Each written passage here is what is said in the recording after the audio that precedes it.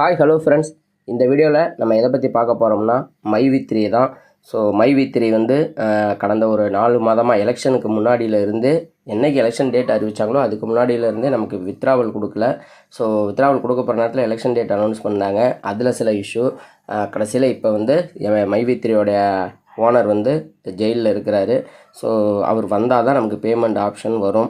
அதுக்குள்ளே நிறைய என்னென்னவோ நடந்து கொண்டு இருக்குது. ஸோ அதெல்லாம் இப்போ என்ன அப்படிங்கிறத ஒரு முக்கியமான அப்டேட்டும் நமக்கு கிடச்சிருக்கு. என்னங்கிறத அந்த வீடியோவில் பார்க்கலாம். வீடியோக்குள்ளே போகிறதுக்கு முன்னாடி நம்மளுடைய சேனலை சப்ஸ்கிரைப் பண்ணாதவங்க சப்ஸ்கிரைப் பண்ணி வச்சுக்கோங்க. பக்கத்தில் இருக்கிற பெல் ஐக்கானையும் கிளிக் பண்ணி வச்சுக்கோங்க. இந்த மாதிரியான வீடியோ உங்களுக்கு நோட்டிஃபிகேஷனாக வரும். ஸோ வாங்க வீடியோக்குள்ளே போய்ட்டு வீடியோவை பார்க்கலாம். ஃப்ரெண்ட்ஸ், மைவி3யில் கடந்த ஒரு 6 மாதமாக பயங்கரமான பிரச்சனைகள் போய்கிட்டு இருக்கு. எல்லாருக்குமே தெரியும். இந்த மைவி3 மேலே மக்கள்கிட்ட 360 ரூபாயிலேருந்து 1,20,000 ரூபா வரையும் பணத்தை வாங்கிக்கிட்டு அவங்களுக்கு பணத்தை கொடுக்காம ஏமாத்துறாங்க அப்படின்னு சொல்லி கோயம்புத்தூரில் அசோக் ஸ்ரீநிதி சைபர் கிரைமில் நிறைய கம்ப்ளைண்ட் மேலே complaint again cyber crime complaint எடுக்கலைனாலும் இவன் திரும்ப கொடுத்து மைவி3யை தப்பாக ப்ரொஜெக்ட் பண்ணுறதுக்கு முயற்சி செஞ்சான். ஸோ அவனுடைய முயற்சி அது சக்ஸஸாகவே நடந்துருச்சு அப்படின்னு தான் நம்ம சொல்லணும். ஏன்னா இன்றைக்கி அந்த பர்சன் மேலே மக்கள் நிறைய ஊரில் போயிட்டு போலீஸில் கம்ப்ளைண்ட் கொடுத்தும் அவன் மீது வந்து எந்த ஆக்ஷனும் எடுக்கலை. ஏன் அப்படிங்கிறது அது கேள்விக்குறியாக தான் இருக்குது. இந்த மைவி3 நிறுவனத்துக்கு ஆதரவாக மக்கள் வந்து கோவையில் ஒரு டைம் திரண்டாங்க. அப்போவும் அந்த சக்தி ஆனந்த் சார் வந்து சமாதானப்படுத்தி எல்லாத்தையும் அனுப்பிச்சி வச்சாங்க. அதுக்கப்புறம் கோவை கமிஷனர் ஆஃபீஸில் போயிட்டு சக்தி ஆனந்தன் உட்பட மக்கள் வந்து போய் கம்ப்ளைண்ட் கொடுக்க போனாங்க. அப்பையும் வந்து அங்கே சமாதானப்படுத்தி அனுப்பிச்சி வச்சிட்டாங்க. இப்படியே போயிட்டு இருந்தது. மறுபடியும் மைவி3 மேலே அவதூறுகள் பரப்பிக்கிட்டே தான் இருந்தான் அந்த சக்தி ஆனந்த் யார் அசோக் ஸ்ரீநிதி.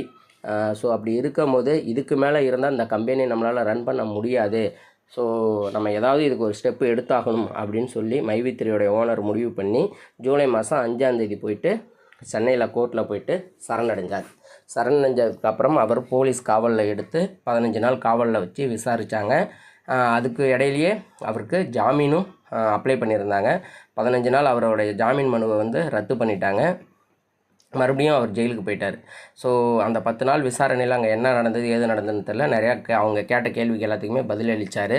அப்புறம் இடையில ஒரு வீடியோ வந்து வைரலானது.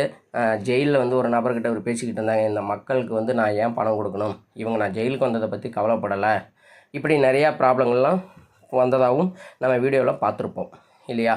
இப்போ என்ன அப்படின்னா, இந்த மைவி3 நிறுவனத்தில் கிட்டத்தட்ட 60 லட்சம் மக்கள் இருக்கிறாங்க. இதில் ஒரு 30 லட்சம் மக்கள் ஆக்டிவாக இருக்கிறாங்கன்னே வச்சுங்களேன். இந்த 30 லட்சம் மக்களில் ஒரு 10 லட்சம் பேர் வந்து ஒரு கோல்டு பிளான் அந்த மாதிரி பிளானில் இருக்கிறாங்கன்னு வச்சுங்களேன். ஒரு 1 லட்சம் பேர் க்ரௌன் மெம்பர் 1,20,000 ரூபா கட்டி சேர்ந்துருந்தாங்கன்னா அவங்களுக்கே மாதம் 20,000 ரூபா கொடுக்கணும் இந்த நிறுவனம். இப்போ 6 மாதமாக வருமானம் கொடுக்காமல் வச்சுக்கிட்டு இருக்கிற நிறுவனம் ஒருவேளை எம்டி சார் வந்து ஜாமீனில் வந்து எப்படி கொடுப்பாரு அப்படிங்கிறது ஒரு கொஷின் மார்க்காக இருக்குது எனக்கு.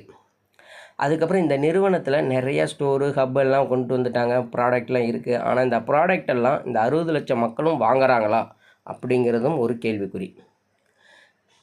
ஏன்னா நான் விசாரித்த வரையும் எனக்கு தெரிந்த நண்பர்கள் ஒரு 10 பேர்த்திட்ட விசாரித்தா அந்த 10 பேருமே ஒருத்தவங்க கூட மைவி3யில் போய் பொருளை வாங்கலைன்னு தான் சொல்கிறானுங்க. இப்படி இதில் வேலை செய்கிற நபர்களே பொருள் வாங்கலைன்னா அந்த நிறுவனத்துக்கு எப்படி வருமானம் வரும், எப்படி நமக்கு காசு கொடுப்பாங்க அப்படிங்கிற கேள்வி எழுதா இல்லையா. அப்போ அங்கே மணி சர்க்குலேஷன் நடக்குதா தானே எல்லாருக்குமே தோணும். ஸோ இதுதான் எனக்கும் தோணுச்சு. அப்படி ஒருவேளை அதுதான் நடந்துச்சு அப்படின்னா அது கண்டிப்பாக பான்சி ஸ்கீம். எந்த வடிவில் மக்கள்கிட்ட இருந்து பணம் வாங்கினா அது கூப்பனாக கொடுத்தாலும் சரி, கிஃப்டாக கொடுத்தாலும் சரி, இதை எல்லாமே நம்மளுடைய டைரக்ட் செல்லிங்கில் வந்து ரூல்ஸ் இருக்குது. அதை பற்றினதே ஒரு வீடியோ பார்க்கலாம். இப்போ என்ன மைவி3யில் இப்போ என்ன நடக்குது அப்படின்னா, சக்தி ஆனந்தன் சாருக்கு ஜாமீன் மறுத்துட்டாங்க. மறுபடியும் அப்ளை பண்ணியிருக்கிறாங்க. அது 15ஆம் தேதிக்கு அப்புறம் தெரியும். அவர் வந்தால் மட்டும்தான் நமக்கு வருமானம் வரும். ஸோ அதுவரை வருமானம் இல்லை. வருமானத்தை மைவி3லேருந்து மறந்துடுங்க. அதுவே நிறைய பேர் புலம்புறதையும் நான் கேட்டிருக்கிறேன். நான் வந்து என் தாலி அடகு வச்சேன், நகை அடகு வச்சு கட்டினேன், லோன் வாங்கி கட்டினேன் அப்படின்னு என்னுடைய நண்பர்களே சொல்லியிருக்கிறாங்க. தயவு செய்து அந்த மாதிரிலாம் ஆன்லைனில் இன்வெஸ்ட்மெண்ட்டே பண்ணாதீங்க.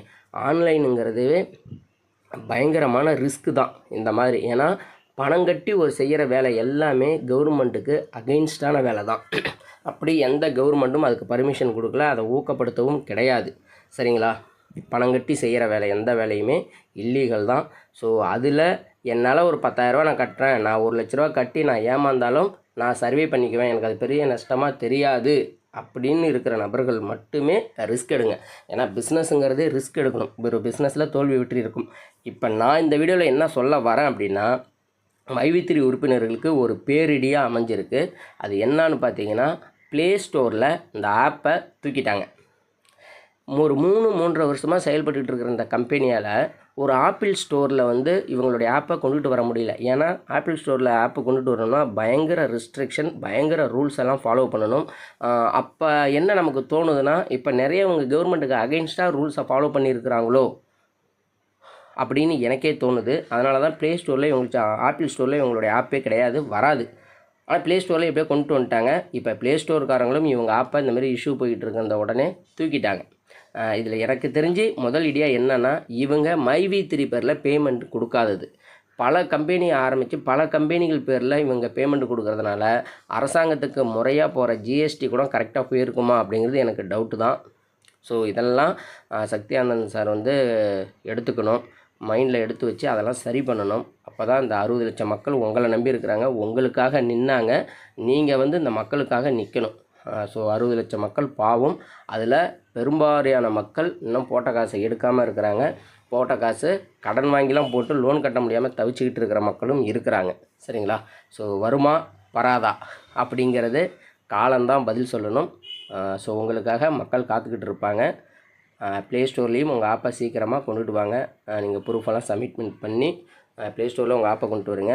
இந்த 60 லட்சம் மக்களும் தயவு செய்து உங்கள் ஃபோனு ஹேங் ஆகுது அதாகுதுன்னு சொல்லி ஆப்பை அன்இன்ஸ்டால் பண்ணிட்டீங்கன்னா திரும்ப உங்களால் இன்ஸ்டால் பண்ண முடியுது, ரொம்ப சிரமமாயிடும்.